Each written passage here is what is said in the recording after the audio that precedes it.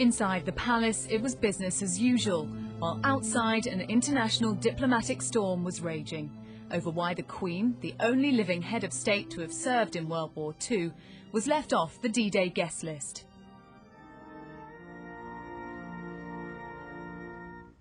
In 2004, it was she who led the commemorations of the 60th anniversary.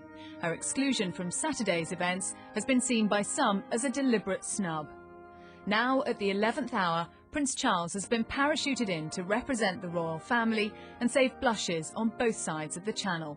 The Queen has constantly attended the major events. This didn't look like it was going to be, but now it's turned into a diplomatic mess, and the Prince of Wales, through a negotiation between Clarence House and government and out in France, have got to a resolution, and he's going. But this is untidy, it's imperfect, it's not how we like to do things.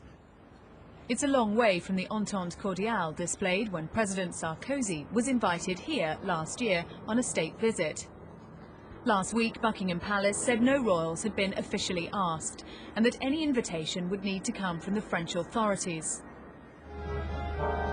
France then passed the buck back to Britain, saying the Queen was most welcome. It was up to the British government to decide who should go.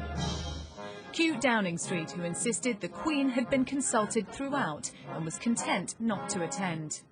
If the Queen or the members of the royal family were able to and were desirous of going to the D-Day commemorations, I would ensure that it would happen. The United States of America and Mrs. Obama. Even the Americans waded into the D-Day melee, saying they were rooting for a royal invite. Princess Elizabeth has now passed her tests as a fully trained motor driver and mechanic. In 1945, a young Princess Elizabeth did her bit for the war effort, training as a driver and mechanic in the Auxiliary Territorial Service. British veterans who took part in the Normandy landings that helped defeat Hitler's Germany say it's galling that she was overlooked. I'm very, very disappointed with them, because I would imagine, well, I'm sure I can say with certainty that, in my opinion, she deserved to be first on the list to be asked. It's hoped Prince Charles's attendance will now draw a line under this diplomatic debacle and ensure it doesn't overshadow what should be a dignified day of remembrance. Sarah Hughes, Sky News.